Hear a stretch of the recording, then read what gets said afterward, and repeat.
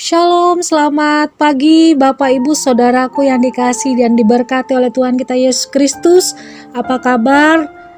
Saya berharap dan berdoa Bapak Ibu tetap dalam keadaan sehat, baik, dan selalu semangat.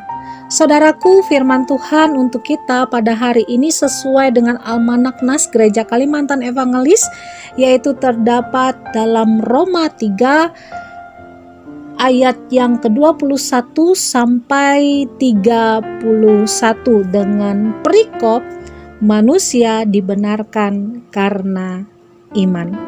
Sebelum kita merenungkannya, mari kita berdoa. Kami bersyukur kepadamu ya Allah. Hanya karena perkenanan-Mu kami tetap dalam keadaan baik, sehat, dan selalu semangat. Walaupun ada banyak tantangan, rintangan yang menghadang perjalanan hidup kami, tetapi kami selalu yakin dan percaya Tuhan tetap setia menyertai kami. Terima kasih Tuhan, pada pagi hari ini kembali Engkau bangunkan kami, untuk kami boleh menjalani kehidupan kami di hari yang baru ini. Kami boleh memperbaiki diri dan menikmati setiap berkat-berkat Tuhan dalam hidup kami. Kami bersyukur untuk itu. Dan untuk memulai segala sesuatunya, kami terlebih dahulu hendak mendengarkan renungan firman Tuhan. Kami percaya kepadamu. Melalui firman Tuhan ini kami akan dipimpin dan dituntun untuk hidup benar di hadapan Tuhan. Tolonglah kami ya Tuhan, agar kami setia bukan hanya mendengar, tetapi menerapkan firman-Mu ini dalam kehidupan kami tiap-tiap hari. Dalam nama Tuhan Yesus kami berdoa. Amin. Saudaraku, nas kita pada hari ini adalah bagian dari surat Rasul Paulus kepada jemaat di Roma. Dalam suratnya, Rasul Paulus menguatkan dan menghibur mereka yang mengalami rupa-rupa aniaya karena kepercayaan mereka kepada Yesus Kristus. Namun selain itu, dalam suratnya juga Rasul Paulus menjelaskan dan menegaskan bahwa manusia dibenarkan karena iman. Mungkin kita bertanya, mengapa hal ini dimunculkan? Karena ada banyak orang pada saat itu yang meyakini bahwa mereka dapat dibenarkan dalam tanda kutip karena perbuatan yang mereka lakukan yang baik, karena sunat, dan mereka juga bangga dan bermegah akan hal itu. Oleh sebab itu Rasul Paulus menjelaskan, tidak demikian adanya. Manusia hanya dapat dibenarkan dan diselamatkan hanya oleh karena iman. Apa itu iman? Iman atau percaya atau pisteuo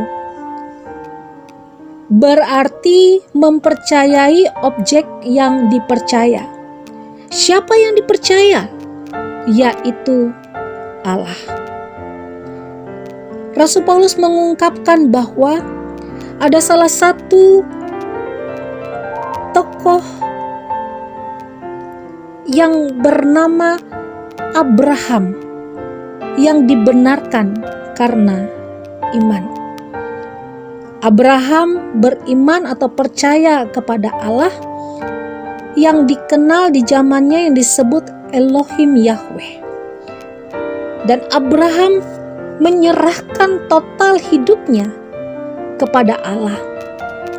Penurutan terhadap Allah yang ia tunjukkan melalui hidupnya. Contoh, ketika Abraham dipanggil dari tanah Ur Kasdim, kehidupannya sudah sangat nyaman. Ia kaya raya, ia berkumpul dengan keluarganya, dan ia tidak berkekurangan. Tapi karena ia percaya kepada Allah, ia mau pergi dari tempatnya menuju tempat yang dijanjikan kepadanya dan keturunannya. Contoh yang kedua, sampai usia sangat lanjut, Abraham dan Sarai istrinya tidak mempunyai anak. Tapi ketika mereka mempunyai anak, tiba-tiba Allah meminta kepada Abraham untuk mengorbankan Ishak anaknya untuk korban bakaran. Saudaraku yang terkasih, saya tidak bisa membayangkan bagaimana perasaan Abraham pada saat itu. Tapi kita bisa melihat bagaimana Abraham tanpa banyak bertanya, Abraham melakukan tepat seperti yang Allah perintahkan. Inilah iman yang hidup, yang terbukti bukan hanya sekedar pengakuan semata, tetapi penyerahan hidup secara total kepada Allah. Karena hal inilah Allah berkenan kepada Abraham, dan Allah menjamin bukan hanya hal jasmani, tapi juga hal rohani bagi Abraham dan juga keturunan-keturunannya. Nah, saudaraku yang terkasih, dari sini apa yang mau diingatkan kepada kita? Yang pertama, kita dibenarkan bukan karena perbuatan, bukan karena sunat, tapi karena iman kepada Allah. Allah yang memberi keselamatan kepada kita yang berdosa melalui karya penyelamatan anaknya Yesus Kristus. Dan Yesus Kristus adalah satu-satunya harapan bagi manusia untuk dapat berdamai dan berkenan kepada Allah. Karena itu, dengan beriman kepadanya, manusia dapat dibenarkan. Ya, dengan beriman kepada Yesus Kristus, maka kita dapat diselamatkan. Dan sebagai orang yang beriman, sebagai orang yang percaya, kita harus berjuang hidup seperti Yesus telah hidup, di mana Ia sepikiran, seperasaan dengan Bapanya. 2. Iman yang hidup adalah iman yang terwujud, bukan hanya melalui kata-kata, tetapi melalui tindakan-tindakan nyata.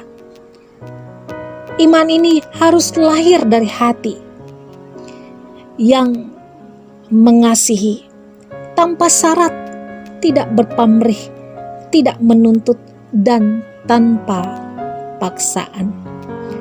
Jadi saudaraku yang terkasih, sudahkah kita memiliki iman seperti Abraham yang mengasihi Allah dan seperti Yesus yang mengasihi Bapa? Tidak mudah memang, tapi biarlah Roh Kudus menolong kita memiliki iman yang sempurna, yang seperti Allah inginkan. Tuhan memberkati kita. Tetap semangat, jaga kesehatan. Shalom.